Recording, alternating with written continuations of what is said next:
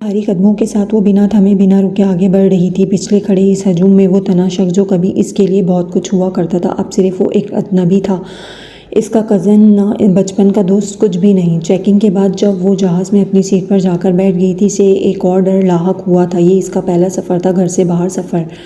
सभी ख़तरनाक होते हैं जो अपनों से दूर के हों, पर एक लड़की के लिए ख़तरात और ज़्यादा हो जाते हैं। ये मेरी ज़िंदगी का पहला सफ़र है, मेरे घर और घर वालों से दूर। यहाँ इज़्ज़त की हिफाजत के लिए कोई मर्द नहीं होगा। अब मुझे अपने कदम फूंक फूंक कर रखना होंगे। अब ज़हरान आबदी का सफ़ा बंद हो गया है ज़िंदगी की इस किताब से। अफसोस रहेगा मुझे, इस शख्स ने मुझे समझा भी तो किस काबिल। दूसरी बीवी बनाने के। तमाम पैसेंजर्स अपनी अपनी सीट पर बैठ चुके थे। जहाज़ तैयार था उड़ने के लिए। नायाब की आंखें इस वक्त खुली थी जब इसके साथ वाली सीट पर एक अधेड़ उम्र खातून आकर बैठ गई थी और सामने वाली रॉ पर इनकी फैमिली के कुछ अफराद। पायलट की अनाउंसमेंट के बाद नायाब ने बहुत मजबूती से अपनी सीट को पकड़ लिया था, पर चेहरे पर एक भी तासुर नहीं था इसके डर का। कभी कभी अपना डर सामने वाले पर अया करना इतना कठिन भी नहीं होता जितना हम समझते हैं। मिठास से भरी एक आवाज़ नायाब के कानों में जैसे ही पड़ी थी, इसकी आंखें खुल गई थी, पर मैं डर नहीं रही।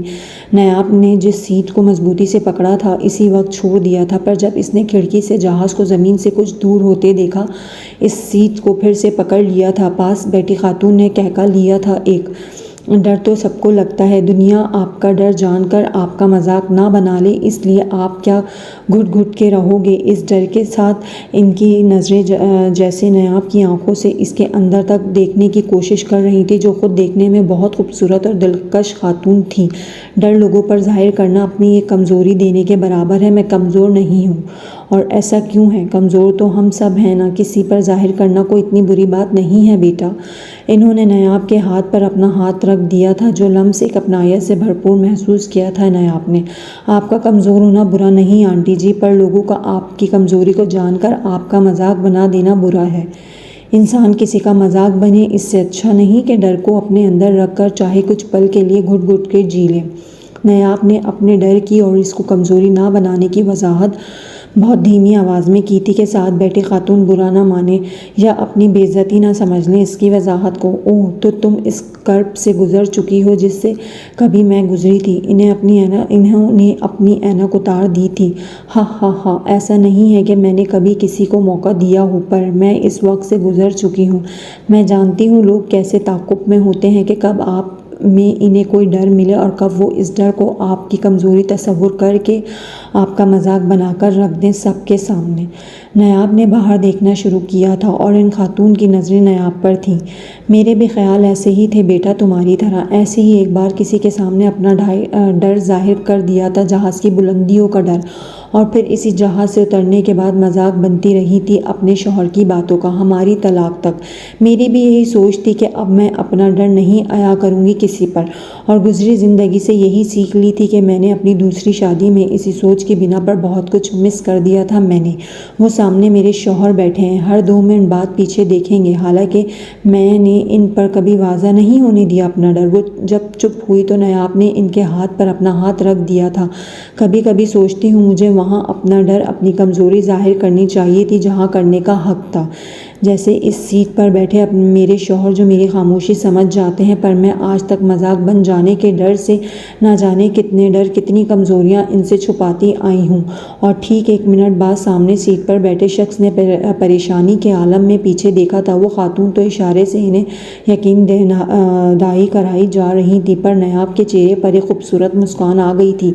आपने ठीक कहा था, जहाँ हमें लगे हमें वहाँ बता देना चाहिए, पर मुझे अब लगता है समझने वाले समझ जाते हैं, जैसे आपके हस्बैंड। हाँ हाँ हाँ, हम अब तो डर नहीं लग रहा, इन्होंने कहका लगाते हुए पूछा था नायाब से। हाँ हाँ हाँ, नहीं, मुझे अब डर नहीं लग रहा। नायाब खामोश हो गई थी। आज किसी ने इसे खामोश करवा दिया था। वो जो सबको असबाक देती थी, आज इसे किसी अनजान ने एक सबक दे दिया था, जिस पर इसे कोई भी गुस्सा नहीं था, बल्कि इसे अच्छा लग रहा था। तुमने मुझे यहाँ क्यों बुलाया है खावर? दोनों बाजू फोल्ड करके खावर को देखने लगी थी। मैंने सोचा किसी कोने पर बैठी रो रही होंगी, अपना कंधा दे दूँ तुम्हें। ताई जान ने सबके सामने बहुत ज़्यादा कर दी ना तुम्हारी, तंजिया लहजे में जवाब मिला था सवेरा को, जिस पर वो आग बगौला हुई थी। ख्वार, अभी मैं किसी बहस या लड़ाई के मूड में नहीं हूँ। इसने वहाँ से जाने की कोशिश की, जिस पर खावर ने इसका हाथ पकड़ लिया था। मैं अपना प्रपोज़ल फिर से सामने रखता हूँ तुम्हारे सवेरा, मैं भी आबदी हूँ, वो मिशन अब हमारा है। तुम कहोगी शादी के बाद हम यहाँ से चले जाएंगे ज़ारान भाई की तरह, मैं तुम्हें सबके सामने जलील नहीं करूँगा। अपनी बात मुकम्मल करके इसने सवेरा का हाथ छोड़ा और कुछ कदम पीछे लिए थे। अब कुछ नहीं हो सकता खावर, सब कुछ हो सकता है अगर तुम में करने की हिम्मत है तो। जो माँ बेटे आज तुम पर पाबंदियाँ लगा रहे हैं वो कल क्या करेंगे, मेरी बात पर सोचना ज़रूर। खावर वहाँ से चला गया था और सवेरा टेरिस की छत पर गहरी सोच में गुम हो गई थी। आज जो भी हुआ वो नायाब की वजह से हुआ, कुछ ना हो कर भी घर के बड़े इसकी उंगलियों पर नाचते हैं। काश इसे ये स्कॉलरशिप ना मिली होती तो कितना मज़ा आता इसे नीचे दिखाने का। अब खावर की बात मानना मतलब सबकी इज्जत को दांव पर लगाना है। और ज़रान, क्या वो दुनिया के सामने इतनी बेइज्जती डिज़र्व करता है? पर इन सब में मेरी खुशियाँ, ज़रान तो यूके में बहुत चेंज था और अब वो एक फर्माबरदार बेटा बन गया है। मुझे क्या ज़ारान के लिए अपनी खुशियाँ भूल जानी चाहिए, अपना लाइफ स्टाइल भूल जाना चाहिए? सवेरा, मैं बहुत खुश हूँ तुमने मेरा प्रपोज़ल एक्सेप्ट कर लिया। चलो फ़्लाइट का टाइम हो गया है।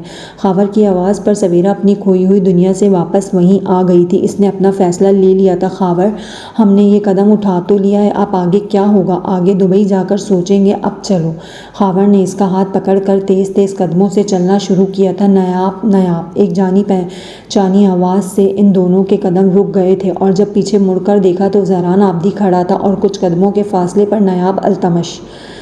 खावर, ये तो। खावर ने सवेरा और ख़ुद को एक वॉल के पीछे छुपा लिया था। सवेरा इतनी हैरत ज़दा थी कि इसमें आगे चलने की हिम्मत नहीं रही, पर पीछे मुड़कर इसने इन दो लोगों को ज़रूर देखा था जो बहुत पास खड़े थे। सीरियसली मेरे साथ गाड़ी में बैठना गवारा नहीं था इसे, और यहाँ हाथ में हाथ डाले खड़ी है। ज़रान आबदी से नज़र हटाकर सवेरा ने इन दोनों के हाथों पर नज़रें डाली थी। ज़रान आबदी, सवेरा की आंखों से जो आंसू बह रहे थे वो शिकस्त के आंसू थे, गुस्से के आंसू थे। सवेरा, हमारी फ़्लाइट, भाड़ में जाओ तुम और तुम्हारी फ़्लाइट। खावर, आखिर को जीत गई वो ज़ारान को। ये मेरी हार नहीं हो सकती। हम अभी वापस जा रहे हैं और तुम वो करोगे जैसा मैं करूँगी। सवेरा की आंखों में एक जुनून देखा था खावर ने, एक शिद्दत थी जिसमें वो बहुत कुछ जलते हुए देख रहा था। इसने हाँ में जैसे ही सर हिलाया था, सवेरा ने आंखें बंद करके वहीं इसी जगह नज़रें दोहराई थी। ज़ारान आबदी, अच्छा नहीं किया तुमने, ऐसा नहीं होगा। मैं नहीं रो सकता किसी की मोहब्बत के पीछे, कभी नहीं। मुझे ऐसी मोहब्बत नहीं चाहिए जो बाइस शर्मिंदगी बने मेरे लिए, जैसे इसका रंग। ज़ारान को इसकी कही एक बात बहुत याद आ गई थी। अनीसा बाजी, सवेरा कहीं नहीं है, ये ख़त मिला है, वो चली गई है। किसके साथ? खावर के साथ। ये बातें बार बार इसे कमज़ोर कर रही थी और फिर सामने मैदान जंग बना हुआ था। घर के मर्दों ने घर की औरतों पर ज़बानी वार करना शुरू किए हुए थे। राहिल साहब जब जब गुस्से में अपनी बीवी पर हाथ उठाने के लिए बढ़ते तब तब ज़ारान के वालिद दरमियान में आ जाते थे। घर की औरतों की आवका हॉल में बाकी रिश्तेदार भी आना शुरू हो गए थे। सवेरा कहाँ है? मुझे तो पहले ही इसके चाल चलन पर शक था। कहाँ था? मैंने मत भेजो बाहर पढ़ने को, पर नहीं, ज़ारान के साथ ऐसा ही होना चाहिए था। अम्मी, इसने भी तो किसी बाप की आह ली थी ना। जब नायाब की जगह सवेरा को अपनाने का कहा था तो ये थी अल्तमश, राहिल और अनीसा की खाला, और इसके साथ इनकी बेटी जिनकी बातें छुरी की तेज़ धार की तरह चुभी थी। सबको रंग रूप करके ठुकरा दिया था। हन ले लो रंग ते रूफ वाली जिल्लत, बिल्किस दी ख्वाहिश भी ना पूरी कर सके ए लोग। वो इस फैमिली की आखिरी बड़ी बुजुर्ग खातून थी जो अभी अपना गुस्सा निकाल रही थी इन सब पर। खाला जान, सवेरा यहीं है, पॉलर से आते हुए इसका एक्सीडेंट हो गया, इसलिए सब परेशान हैं। अनीसा ने एक नाकाम कोशिश की थी, पर लोग बेवकूफ़ नहीं थे, पर मौके की मुनासबत समझकर जान गए थे और खामोशी इख्तियार कर ली थी। बच्चों, आप लोग सब बड़ों को लिविंग रूम में ले जाओ, खाने का पूछो। आप आफाक और सब मेरे साथ आए। इनकी ममता तड़प उठी थी ज़ारान को कोने में चुप सर झुकाए खड़ा देखकर। ज़ारान, चलो बेटा। वो लोग ऊपर ज़ारान के रूम में चले गए थे। ज़ारान का हाथ अनीसा बेगम ने अपने हाथों में पकड़ा हुआ था। इन्हें डर था इनके जवान बेटे के लड़खड़ा जाने का।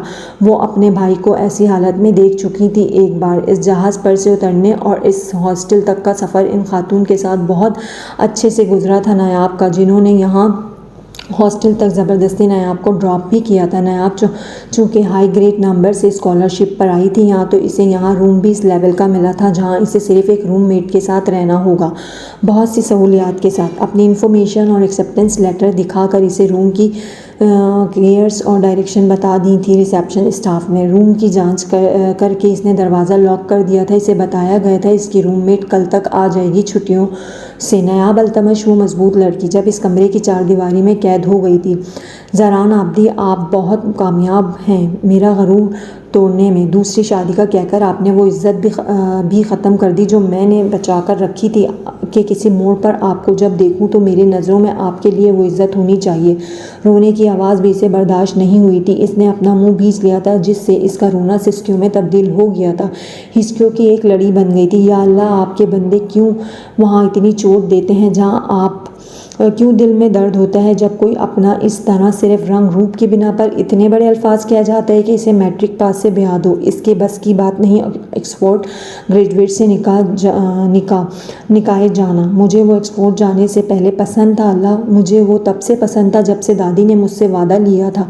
इससे शादी करने का वादा, इसका साथ ना छोड़ने का वादा, इसका इंतज़ार करने का वादा। दादी आप सुन रही हैं? मैंने सारे वादे आखिरी तक निभाए हैं। वो तो मुझे किसी काबिल नहीं समझता दादी, किसी काबिल नहीं। और किसी काबिल समझा तो दूसरी औरत के रूप में वो ज़मीन से उठ गई थी और बेड पर तकिए में सर छुपाए और रोना शुरू हो गई थी। ये इसका ज़ब्त था जो आज टूटा है। वो आज बिखरी थी अपने आप में। ये आखिरी बार था। वो नायाब अल्तमश अब आपके लिए हर जज्बा रखेगी, पर पसंद और मोहब्बत नहीं होंगे इन जज्बात की फहरिस्त में। हेलो, और अनजानी आवाज़ जो रूम के बाहर से आई थी। नायाब ने जल्दी से अपनी आंखें साफ़ की और दरवाजे की तरफ देखा तो इसे दिखाई दिया डोर की लॉक जो कोई बाहर से खोलने की नाकाम कोशिश कर रहा था। नायाब ने अंदर से लॉक किया हुआ था। दोबारा आवाज़ आने पर इसने जल्दी से उठकर अपना चेहरा साफ करके दरवाज़ा खोला था। ओए हाय, मैं तो वापस जाने लगी थी। ये सोचकर मैं गलत रूम में आ गई शायद। नायाब की हम उम्र खूबसूरत मॉडर्न लड़की रूम में अंग्रेज़ी बोलते हुए दाखिल हुई थी। दरअसल पाकिस्तानी। अस्सलामु अलैकुम, इस लड़की ने बहुत एहतराम से कहा था और अपना बैग दूसरे बेड की साइड पर रख दिया था। वालेकुम अस्सलाम जी, आई एम पाकिस्तानी अल्हम्दुलिल्लाह, एंड यू? मैं पाकिस्तानी नहीं हूँ, पर पाकिस्तान बहुत बार जा चुकी हूँ। सच अ नाइस कंट्री। इन दोनों में कुछ बातें हुई थी। ज़्यादातर बातें सामने वाली लड़की कर रही थी जिसने अपना नाम शानजे बताया था। सवेरा बाजी का फ़ोन आया था।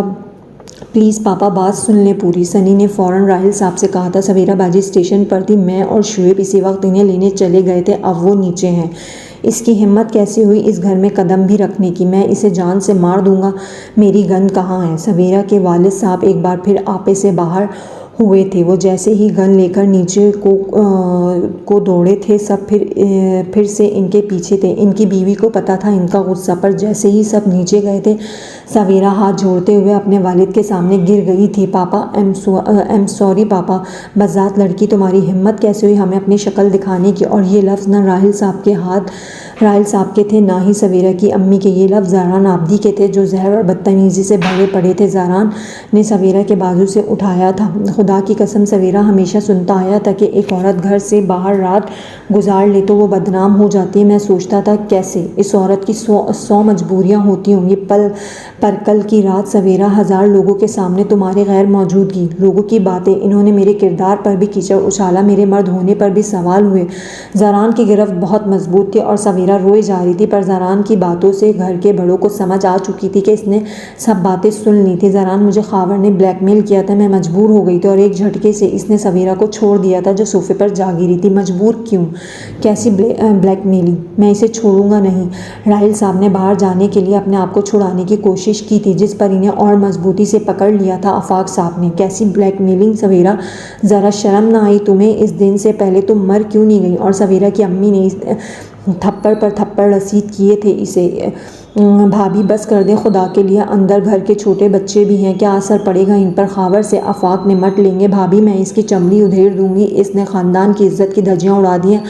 आप जवान बेटी पर हाथ ना उठाएं। ज़रान, मुझे एक मौका दो बस। खावर की प्लानिंग यही थी, मेरा तुमसे निकाह ना हो। वो मुझे ब्लैकमेल करके शादी करना चाहता था, पर वो इस जगह पर भी नहीं आया। इसने इस जाल में फंसाने की कोशिश की। सवेरा ने अपने चेहरे को साफ करके ज़रान की तरफ कदम बढ़ाए थे, पर जब वो पीछे हटा तो सवेरा की अम्मी ने रोते हुए अनीसा के आगे हाथ जोड़ दिए थे।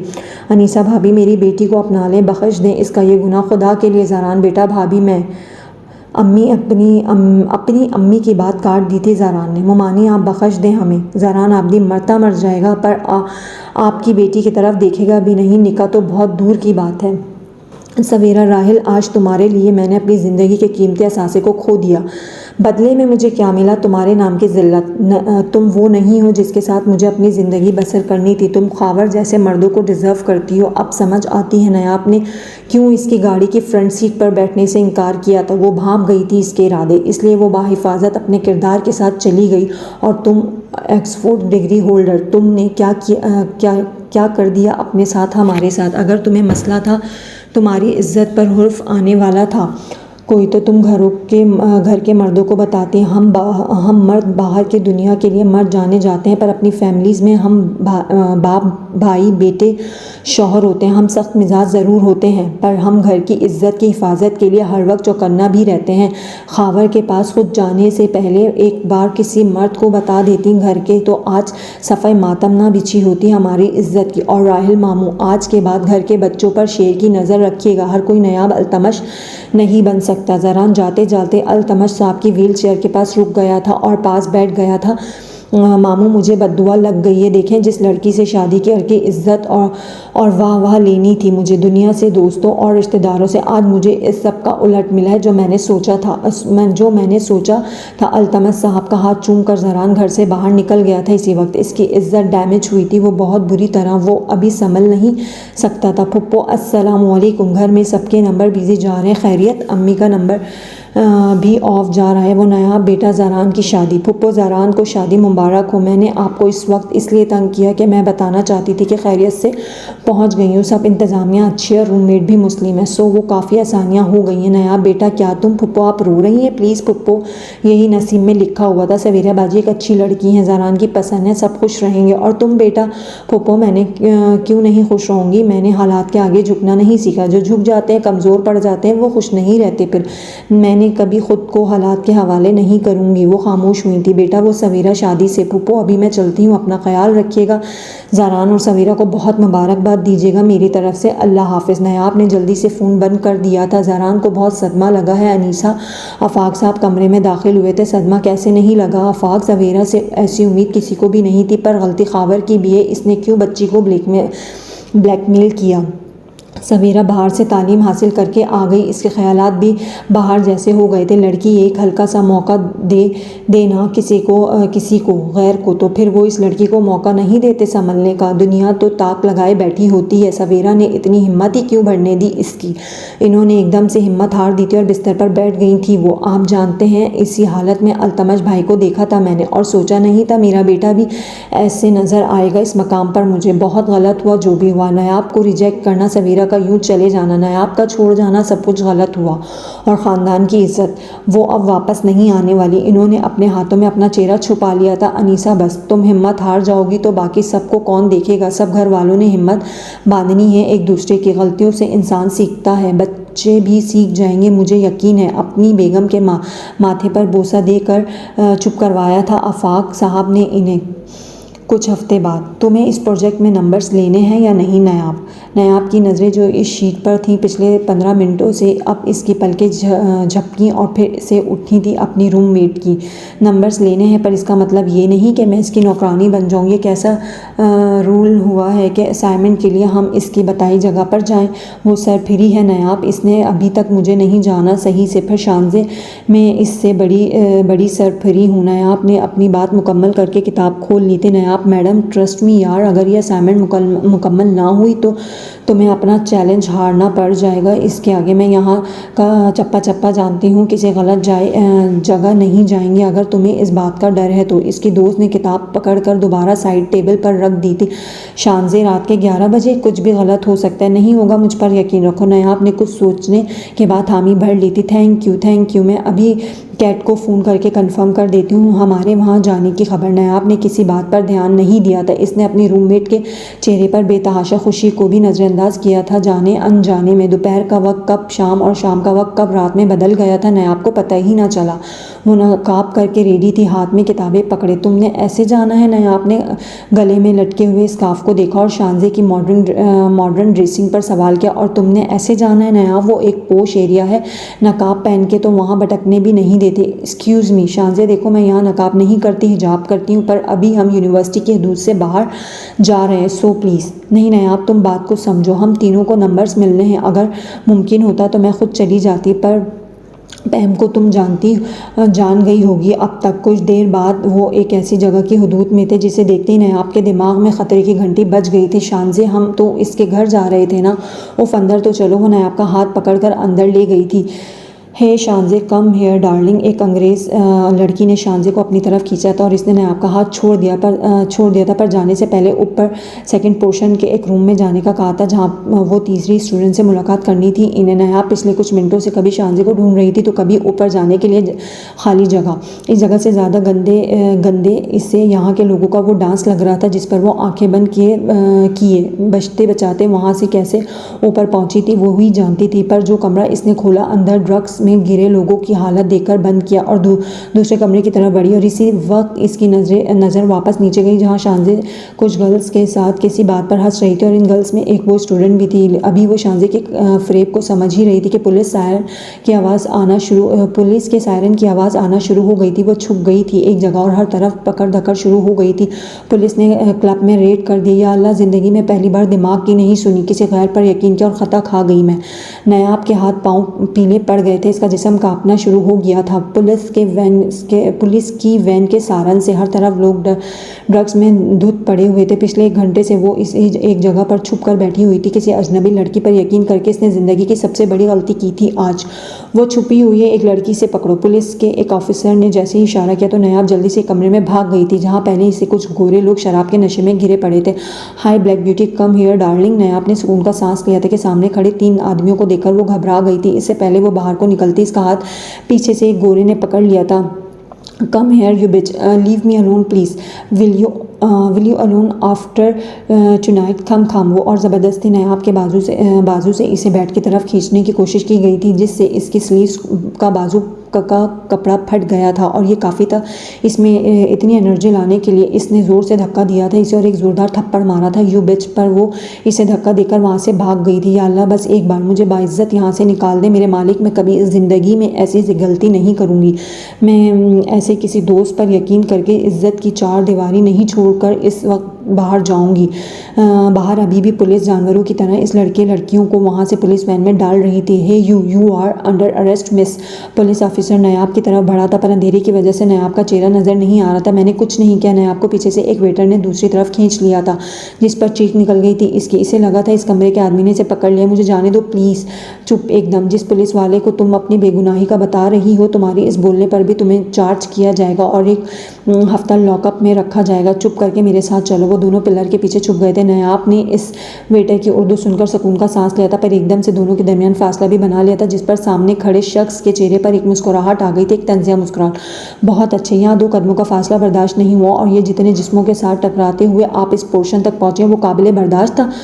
मैं किसी से टकरा कर नहीं आई यहाँ तक। प्लीज़ मुझे जाने दीजिए। वो पिलर से बाहर की जाने बढ़ी थी कि इस वेटर ने इसे वापस पिलर के पीछे खींचा था। ये पुलिस सबको साथ लेकर जाएगी। हमें इस बिल्डिंग के खुफिया रास्ते से बाहर जाना होगा। मेरे साथ चलो।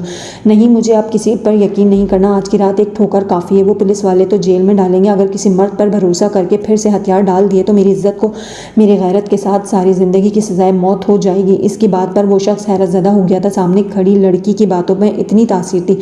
ये पुलिस वाले सिर्फ जेल में नहीं डालेंगे। खुले अल्फाजों में वाज़त मैं करना नहीं चाहता मोहतरमा, आप यकीनन यहाँ की नहीं है, पाकिस्तानी है। चलिए मेरे साथ। और नायाब नहीं नज़रें उठाकर देखा था कुछ पल को इस शख्स की खूबसूरती और कलाई में घड़ी देखकर नायाब की नज़रें इसके कपड़ों पर गई थी। आपको कैसे पता यहाँ का खुफिया रास्ता? वेटर हूँ मैं यहाँ, वो भी बहुत पुराना। जल्दी चलें। और पीछे से टॉर्च लाइट पर नायाब ने जल्दी से इस शख्स को फॉलो करना शुरू कर दिया था।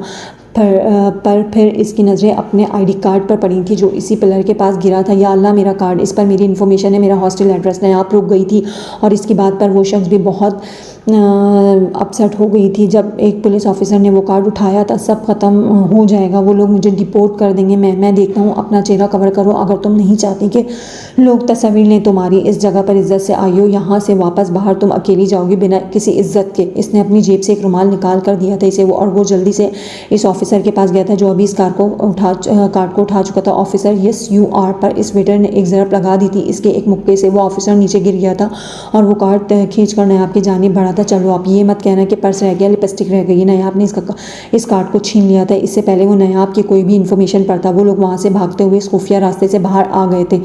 बाहर एक ब्लैक गाड़ी खड़ी थी जिसका दरवाज़ा रिमोट से ओपन करके इस शख्स ने नायाब की तरफ देखा था। चलो बैठो जल्दी, ये गाड़ी चोरी की है। व्हाट? हाँ। वो गाड़ी में बैठने के बजाय कैका लगाते हुए नायाब के सामने खड़ा हुआ था। तुम वेटर के ड्रेस में और ये गाड़ी जो इतनी महंगी लग रही, मैं एक मुसीबत से निकलकर दूसरी मुसीबत में नहीं फंस सकती। नायाब ने गाड़ी का दरवाज़ा ज़ोर से बंद कर दिया था और पीछे हो गई थी इस वेटर से। ओ वो ये भी उतार कर फेंक देते हैं, वैसे भी ज़रूरत नहीं है। इसने जैसे ही शर्ट के बटन खोलना शुरू किए थे नायाब ने आंखों पर हाथ रख लिया था।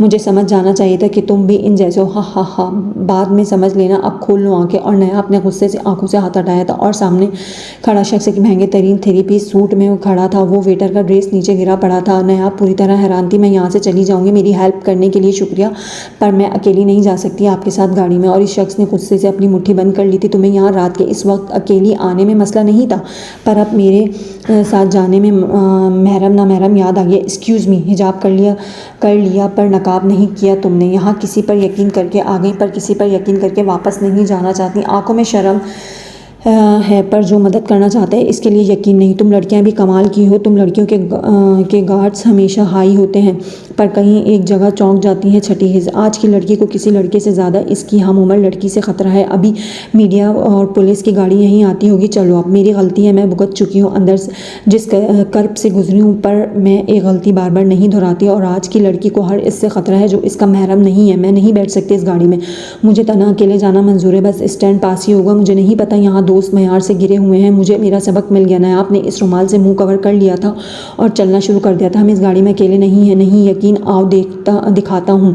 नयाब चलते चलते रुक गई थी और वो शख्स गाड़ी में बैठकर गाड़ी स्टार्ट कर चुका था और नयाब के पास गाड़ी खड़ी कर दी थी। ये देखो, इसने रिमोट से गाड़ी की डिग्गी खोली थी। नयाब अपनी जगह से नहीं हिली थी, पर नयाब की पलकें ज़रूर उठी थी और गाड़ी की डिग्गी में एक आदमी को रस्सी से बांध कर रखा हुआ था। इसके मुंह पर टेप बंधी हुई थी। डिग्गी खुलने पर वो आदमी हाथ पाँव मार रहा था, जिस पर इस शख्स ने फिर से डिग्गी बंद कर दी थी। सॉरी चार्ली, इसने ये कहकर फिर से नायाब की तरफ देखा था जो अब घबरा गई थी। तुम्हारी मदद नहीं चाहिए। नायाब ने जल्दी जल्दी चलना शुरू कर दिया था। या अल्लाह, ये लड़की पागल है क्या? ओ बीबी, आगे रोड पर कुछ पागल कुत्ते खुले होते हैं। पर नायाब ने गौर नहीं किया। या अल्लाह, मैंने आज पहली बार ऐसा कदम उठाया, इस लड़की पर यकीन किया जो झूठ बोलकर मुझे यहाँ ले आई। मैंने जो गलती आज कर दी, मैं ऐसे बदनाम ज़माना जगह पहुँच गई और फिर बचकर आ गई। या अल्लाह, मुझे माफ़ फरमा दे मेरे मौला। इसकी आंखें अजबार थीं। Okay fine, go to hell. वो शख्स ये कहते हुए गाड़ी पास से ले गया था नायाब के। अब ऐसे लोगों पर यकीन नहीं करना। मुझे ऐसा ही किया इसने। जब अपनी अकल इस्तेमाल करनी होती है तब हम लड़कियां यकीन कर लेती हैं। रात के इस पैर निकलने वाली लड़कियां चाहे कितनी ही मजबूरी में क्यों ना हो, ऐसी जगहों पर पहुंचने के बाद लड़कियां वापस घरों को तो लौट जाती होंगी, पर बिना इज्जत की। वो इसी रुमाल से अपना चेहरा साफ कर रही थी। इसके सामने कुछ कुत्ते आ गए थे जो शिकारी कुत्ते थे। आम कुत्तों से ज़्यादा बड़े खूंखार लग रहे थे। नायाब ने अपना धुंधला चेहरा साफ किया था। सब तरफ से कुत्तों के भौंकने की आवाज़ें आना शुरू हो गई थी। इस पर हमला करने के लिए वो कुत्ते लपके थे और नायाब के पाँव जम गए थे इसी जगह। और फिर दूसरी तरफ से वही ब्लैक गाड़ी पूरी स्पीड से नायाब की तरफ बढ़ी थी, जिसकी स्पीड से वो कुत्ते डर के पीछे हो गए थे। वो कुत्ते, अगर अब तुम गाड़ी में ना बैठी तो याद रखना, ये कुत्ते एक बूटी भी नहीं छोड़ेंगे तुम्हारी। ये एरिया रिस्ट्रिक्टेड है पैदल चलने वालों के लिए। इसने फ्रंट सीट का दरवाज़ा खोला था। बैक सीट का दरवाज़ा ओपन कीजिए। उफ, सीरियसली ड्राइवर हूँ, आज तक किसी को पीछे बिठाकर गाड़ी नहीं चलाई मैंने। तो फिर जाइए यहाँ से। और पीछे का दरवाज़ा खुल गया था। नायाब जैसे ही गाड़ी में बैठ गई थी, गाड़ी के दरवाजे बंद हो गए थे और इन कुत्तों ने बंद दरवाज़ों पर पंजे मारना शुरू कर दिए थे। या अल्लाह, नायाब ने आंखें बंद करके कुछ सूरतें पढ़ना शुरू कर दी थी और सामने गाड़ी चलाते शख्स ने नायाब के चेहरे को पूरी तरह से देख लिया था। आपका नाम? नायाब ने नजरें नीचे कर ली थी। जो रुमाल आपने अपने आंसुओं से भिगो दिया है, इस पर इस वेटर का नाम नक्श है। वेटर लफ्ज़ पर इस शख्स के लहजे में एक मुस्कान आवेज़ा थी। नायाब ने रुमाल को पूरी तरह खोला तो एक नाम लिखा हुआ था जो इसने बहुत आहिस्ता आवाज़ में लिया था, अफनान यूसुफ। जी मोहतरमा, आप अपना एड्रेस दे दीजिए ताकि मैं आपको ड्रॉप करके अपने घर की राह लूँ। नया आपने हॉस्टल एड्रेस छुपा लिया था और पास रेंट के हॉस्टल का एड्रेस दे दिया था। वो अपना असल एड्रेस नहीं बताना चाहती थी। इस शख्स ने और तहकीकात के लिए पीछे नज़र घुमाई थी, पर इसके मोबाइल की रिंग से इसने वापस आगे देखना शुरू किया था। मुझे अब ये बता, ऐसे घर से बाहर रहना, बताए सिगरेट पीना क्या हल है? ब्लूटूथ डिवाइस से वो बासानी सब सुन पा रहा था। तूने खुद कांटे चुने थे, अब तू क्यों यूनिवर्सिटी फ़ोन करके इस बेचारी की ज़िंदगी ख़राब करवाना चाहता है? बस रोक देना है, आपने कहा था। और जल्दी से उतर गई थी गाड़ी से। जैसे ही ब्रेक लगाई थी अफनान ने। सीरियसली, लड़की चलती गाड़ी से छलांग लगाने का दिल कर रहा था क्या? खुदा हाफिज़, वो भाग गई थी वहाँ से। ओह हेलो, ना शुक्रिया अदा किया, ना बताया कि पहुंची कैसे थी वहाँ, और चाय की दावत ही दे देती। अफनान पीछे से चिल्लाया था, जिस पर फ़ोन की दूसरी तरफ से की आवाज़ पर इसने गाड़ी फिर से स्टार्ट कर दी थी। ज़्यादा दांत ना निकाल यार, हाँ हाँ कौन थी वो, और तू कब से अपनी महंगी गाड़ी में लड़कियों को ड्रॉप करना शुरू हो गया है? ज़रान आबदी, अगर तुमने हंसना बंद नहीं किया तो मैं फ़ोन रख दूंगा। और ज़रान ने अपनी हंसी बंद कर दी थी। अच्छा अब सवेरा भाभी, मेरा मतलब है वो कैसी हैं? वो खुद ठीक है, हमारा जीना हराम कर रही है, कभी कलाई काट लूँगी तो कभी कुछ कर लूँगी, और तुम अपनी कज़न का जीना हराम करवा रहे हो इसकी यूनिवर्सिटी में अपने दोस्तों से रैगिंग करवा कर। अफनान ने एक बिल्डिंग के बाहर गाड़ी रोक दी थी। अंदर से एक गार्ड को चाबी देकर डिग्गी की तरफ इशारा किया था, जो वो समझ गया था। मैं बस चाहता हूँ वो इस पढ़ाई से, इस यूनिवर्सिटी से, वहाँ के माहौल से तंग आ जाए। मुझे वो यहाँ पाकिस्तान में नजर आया और एक सिगरेट सुलगाया था इसने। कमाल है वैसे, पहले इसे दूर कर दिया फिर पास बुलाना चाहते हो। पहले जो घर में तुम पर मरी जा रही थी इसे तो हैंडल कर लो।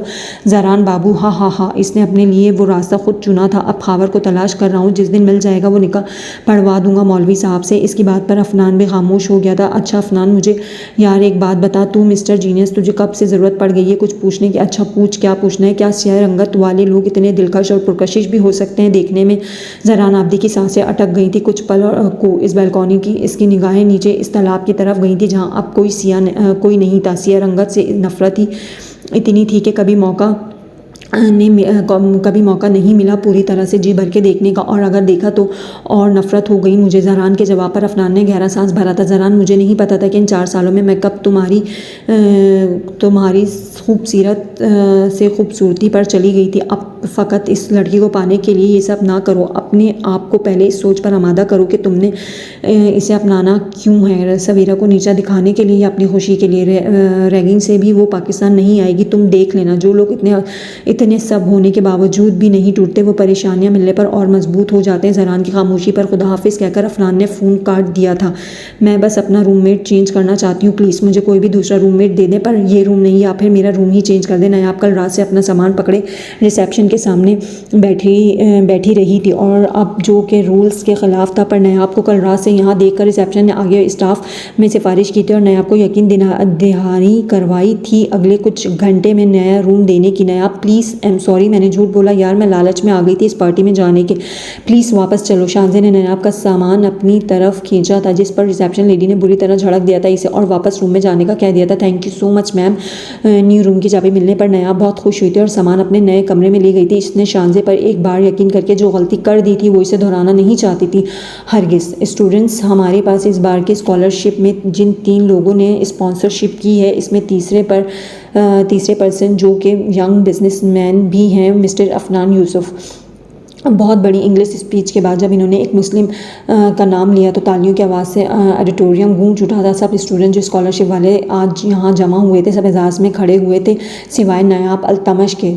Thanks mister brilliant, good morning everyone. Afnan ने बहुत मुख्तसर सी बातें की थी और वापस अपनी सीट पर बैठ गया था, जिस पर नायाब उठकर वहाँ से बाहर चली गई थी। एक ऐसे इंसान के स्पॉन्सरशिप पर मुझे स्कॉलरशिप मिला है जो लोगों को अगवा करता है, रात के वक्त गुनाह और दिन के वक्त अच्छे बनने का ढोंग। नायाब पार्किंग में चली गई थी। इसे अब इंतज़ार था अफनान यूसुफ से फेस टू फेस बात करने का।